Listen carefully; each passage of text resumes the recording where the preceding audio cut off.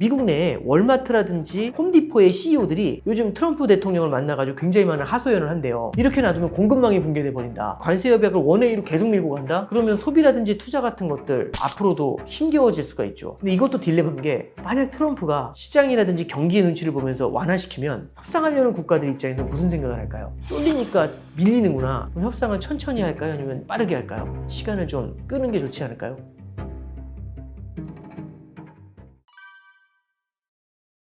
트럼프 행정부의 가신 중에 한 분 중에 피터 나바로라는 사람이 있어요. 이분 강성인데 이번에 역성장을 보면서 뭐라고 하냐면, 이렇게 아름다운 역성장은 처음 봤대요. 저도 되게 아이러니하게 들렸는데, 왜 그러냐면 역성장 속에서 설비 투자가 늘어나는 걸 보라고 합니다. 미국 내로 설비 투자가 20%가 넘게 늘었거든요. 저 기록적으로 늘었어요. 이건 팩트입니다. 자, 그러면 이걸 어떻게 바라봐야 되느냐? 잠깐 보시면은요, 미국이 역성장을 할 때는요, 이 GDP를 구성하는 요인이 몇 개 있어요. 소비가 있고, 투자가 있고, 마지막으로 수출이 있어요. 이게 그래서 우리나라가 수출을 많이 하면은 우리나라로 돈이 들어오는 거니까 이게 성장률, GDP 성장률을 플러스로 만들거든요. 근데 이번에는요, 미국 소비가 되게 좋았어요. 그리고 말씀드린 것처럼 투자도 나쁘지 않았거든요. 근데 수출에서 박살이 났어요. 수출이 된 게 아니라 오히려 수입을 너무 많이 늘린 거죠. 그래서 이 앞에 두 개, 소비하고 투자가 좋았음에도 수출이 너무 안 좋아가지고 마이너스 0.3이 나옵니다. 그랬더니 이제 마이너스 성장률이다, 역성장을 했다, 이 얘기가 되게 많이 회자가 되는 거죠. 근데 이제 피터 나바로가 그렇게 말한 이유는요, 우리 한번 주목을 해보면, 소비하고 투자가 나쁘지 않은 불경기는 없죠. 불경기에는 소비나 투자나 다 위축이 되잖아요. 이게 너무 뜨거운 거예요. 그럼 이건 뭘로 볼 수 있느냐? 관세 부과하기 전에 수입을 앞당겨 했기 때문이다. 그래서 수입을 많이 늘려서 단기로 수입을 많이 하다 보니까 무역 적자가 확 커지면서 GDP가 일시적인 마이너스를 낸 거야 라는 얘기죠. 그럼 관세를 만약에 부과하게 되면은 2분기, 3분기로 가면은 수입을 줄일 거지 않습니까? 땡겨서 수입을 했으니까. 그러면 그때는 순수출에서는 마이너스가 안 나겠죠. 그래서 이거는 일시적인 거야 라고 이렇게 평가를 하는 겁니다. 시장도 그건 어느 정도 받아들이는 것 같아요. 근데 저는 조금 좀 다른 관점에서 봐야 될 것 같아요. 뭐가 있냐면, 미국의 소비가 되게 탄탄했거든요. 근데 이 탄탄한 소비를 보면은 이런 관점이 있어요. 이게 미국 경기가 너무 좋기 때문에 소비가 탄탄했다, 이런 관점이 있고, 두 번째는 고일 관세를 얻어맞기 전에 미리 소비자들이 땡겨서 산 것이다, 썩지 않는 건 미리 샀다, 이제 이런 얘기가 있어요. 어느 쪽일까요?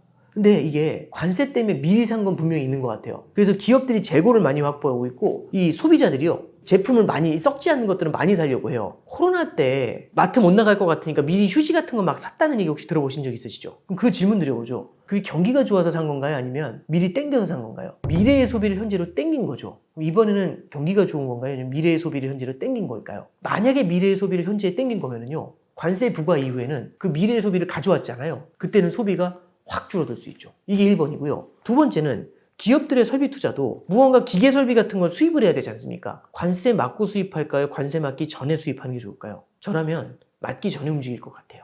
재고도 미리 쌓아야 되고 부품도 미리 수입해 와야 되지 않을까요? 그래서 미리 액션을 취한 게 되게 컸을 수가 있죠. 그러면 미리 액션을 취해서 설비를 많이 가져왔으니까 설비 투자가 늘은 건 맞는데, 이게 하반기에 가면은 관세 부과 이후엔 이 설비 투자도 땡겨서 한 게 크면은 그때 오히려 둔화가 될 수도 있겠죠. 그래서 이제 우리는 바라볼 게 뭐냐면은, 지금은 소비하고 투자가 너무 좋고 순수출이 안 좋아요. 무역 적자가 커져서. 근데 이거 어차피 순수출은 좋아질 거니까 일시적이야 라고도 하지만, 저는 하반기에 꼭 보셔야 될 게, 소비하고 투자가 어느 정도, 만약 얘네가 가라앉으면 이 순수출이 되돌아지더라도 오히려 힘겨워질 수가 있죠. 그래서 지금 이제 미국의 성장률 전망에 대해서 우리가 조금은 흐름을 좀 더 지켜봐야 되지 않겠나. 무조건 낙관적으로 보실 게 아니라 그런 말씀 드려볼 수 있을 것 같습니다. 이게 뭐 심해진다 이걸 떠나서요, 관세 협약이 어떻게 되느냐의 문제가 더 큰 것 같아요. 왜 그러냐면, 관세 협약이 진짜 원웨이로 그냥 일방으로 계속 밀고 가잖아요. 그러면 예를 들어 미국 같은 경우도 타격이 있어요. 왜 타격이 있냐면, 미국 월마트 같은 경우는요, 제품의 60, 70%가 중국산이에요. 근데 거기다 대고 245% 관세를 때리면 관세율이 확 올라가니까 제품 가격 10만 원 하던 게 졸지에 34만 5천 원이 되는 거거든요. 그럼 이거 어떻게 살 수 있겠습니까? 그러니까 미국 같은 경우도 인플레이션 압박이 굉장히 커질 수가 있겠죠. 그래서 그 미국 내에 월마트라든지 홈디포의 CEO들이 요즘 트럼프 대통령을 만나가지고 굉장히 많은 하소연을 한대요. 이렇게 놔두면 공급망이 붕괴돼 버린다. 이렇게 해서 공급망이 붕괴되면요, 물가가 많이 뛸 수 있습니다. 그거는 트럼프가 또 원하는 건 아니겠죠. 왜냐하면 바이든이 성장이나 자산 시장이 굉장히 양호함에도 불구하고 물가를 못 잡아서 쫓겨났잖아요. 트럼프도 아마 당연히 그걸 신경을 쓰고 있겠죠. 그래서 말씀드리고 싶은 핵심은요, 관세 협약이 어떻게 될 것인지가 그 기저에 존재하게 돼요. 만약에 관세 협약을 원웨이로 계속 밀고 간다? 그러면 소비라든지 투자 같은 것들 앞으로도 힘겨워질 수가 있죠. 근데 이걸 갖다 유연하게 움직이려고 한다? 그러면 시장에서 새로운 기대가 형성이 될 수는 있습니다. 근데 이것도 딜레마인 게 만약 트럼프가 이걸 갖다가 시장이라든지 경기의 눈치를 보면서 완화시키면 협상하려는 국가들 입장에서는 무슨 생각을 할까요?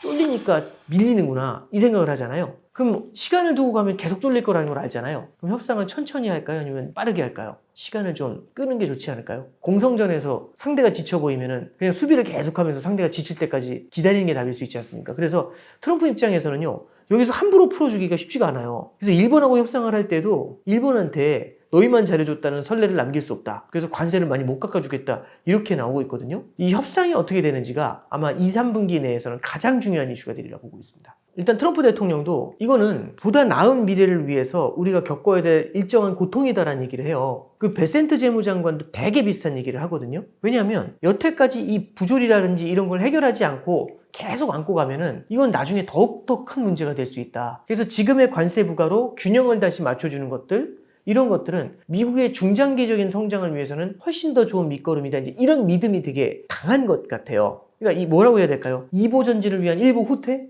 그렇기 때문에 지금의 일보 후퇴는 오히려 아름다운 것이다라는 생각을 많이 하거든요. 근데 시장은 너무 고통스러워하는 거죠. 그래서 이제 이번에 이제 미중 간에 90일 유예를 했지만 그런 것들은 이제 후퇴라고 이제 볼 수도 있겠지만 결국에는 이제 우리가 이렇게 볼 수가 있죠. 이게 이보 전진을 위한 일보 후퇴를 강조하고 있는 만큼 지금의 상황을 아주 심각하게 보진 않는 거잖아요. 그럼 빠르게 들어와가지고 과거처럼 조금만 시장 흔들리면 막 도와주고 이 흐름에서는 조금 벗어나 있는 게 아닌가 그런 생각은 좀 듭니다. 영국과의 협상도 조금 서두르는 면이 있었던 것 같고요. 그 다음에 미국 국채시장 흔들렸던 말씀 드렸는데 국채시장 흔들린 직후에 빨리 협상을 하려고 해서인지 한국, 일본, 인도, 영국, 호주 이 5개국을 우선 협상 대상국으로 일단 선정을 하고 먼저 협상에 들어갔고 영국하고 먼저 협상이 됐어요. 근데 그럼 영국하고 됐으니까 다른 나라도 빨리 되겠네. 이게 쉽지가 않은 게요. 영국은요. 대미 무역 적자국이에요. 우리나라나 일본 같은 경우, 중국 같은 경우는 대미 무역 흑자가 엄청나거든요. 영국은 미국한테 대미 무역 적자국이에요. 그럼 미국 입장에서는 우리나라한테 적자를 기록하는 나라한테 무언가 푸대접을 하기가 애매하잖아요. 왜냐면 우리가 파는 게 더 많은 거예요. 다른 나라는 우리나라에 파는 게 더 큰 건데. 그러니까 아무래도 이 무역 마찰이 상대적으로 영국하고는 적겠죠. 그럼 이 무역 마찰이 낮아서 허들이 낮은 만큼 영국하고는 보다 빠른 협상에 들어갈 수도 있지 않았을까요? 그러니까 한국이나 일본보다는 보다 원활한 상대였다. 수월한 상대였다. 이렇게 이제 해석을 해볼 수가 있겠죠. 근데 다른 국가들 같은 경우는 무역 적자국들 이런 국가들한테는 지금 일본 같은 경우는 무역 적자 제로로 만들어와 막 이렇게 되게 황당한 요구까지 하고 있거든요. 그럼 이 협상이 빠르게 진행이 될까 아니면 팽팽한 줄다리기가 조금 더 이어지게 될까? 이제 그건 우리가 한번 고민해 볼 수 있는 포인트입니다. 이거 만약에 파월 해임 이렇게 나오잖아요. 그러니까 행정부가 연준의 독립성을 흔들어 놓잖아요. 연준은 미국 내에서 유일하게 물가를 잡는 파수꾼입니다. 그래서 지금 미국 물가가 그나마도 좀 안정되고 있는 건 금리를 세게 높여놓은 상태에서 이어가고 있어가지고 압박을 하니까 물가가 빠르게 못 뛰는 거거든요. 이미 뛴 건 맞지만. 근데 이제 연준을 갖다가 막 행정부가 흔들어 놓는다? 그러면 연준이 인플레이션을 갖다가 제어하는 걸 제대로 할 수 있을까? 이 고민을 시장이 하게 돼요. 그럼 물가가 연준이 사라지면 물가가 튀겠네라는 생각, 그 기대감이요. 오히려 제품을 미리 사게 만들고 물가가 튀기 전에 그게 관세하고 똑같은 거죠. 그러면 오히려 제품 가격을 먼저 끌어올리는 문제가 생길 수가 있어요. 그래서 미국 이제 연준 같은 경우도 이 트럼프 행정부의 영향을 받느냐라고 할 때 파월 의장도 이번 FOMC 기자회견 때 거기에 대해서 딱 선을 그었거든요. 전혀 아니다라는 얘기를 했고요. 그 다음에 이왕 말씀 나온 김에 이번 FOMC에서 이제 포인트가 됐던 건 이런 겁니다. 관세 전쟁을 하면 미국의 성장이 둔화될 수 있으니까 빨리 금리 낮춰가지고 밑에를 메워줘야 되는 거 아니야? 이제 이런 얘기를 되게 많이 하고 있거든요. 시장에는 그런 기대가 있어요. 근데 이번에 이제 FOMC에서 이제 무슨 얘기가 나왔냐면 지금 현재 성장 둔화의 가능성도 열려있지만 오히려 관세 부과로 인해 공급망이 흔들리면 물가가 뛸 수 있다. 그래서 이제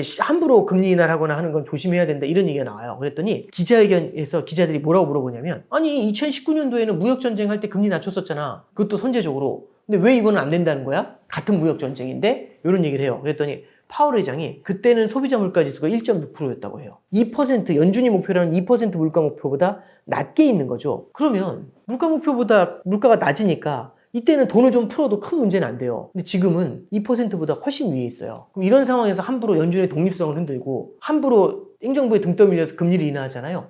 그러면 인플레이션을 생각보다 강하게 자극할 수 있습니다. 이 물가나 이런 것들 저도 오랫동안 맡겨보면서 느끼는 게 결국엔 심리예요. 그 심리가 단기적인 극단적 쏠림을 만들 때가 있습니다. 그래서 그런 건 좀 경계해서 봐야 될 것 같습니다.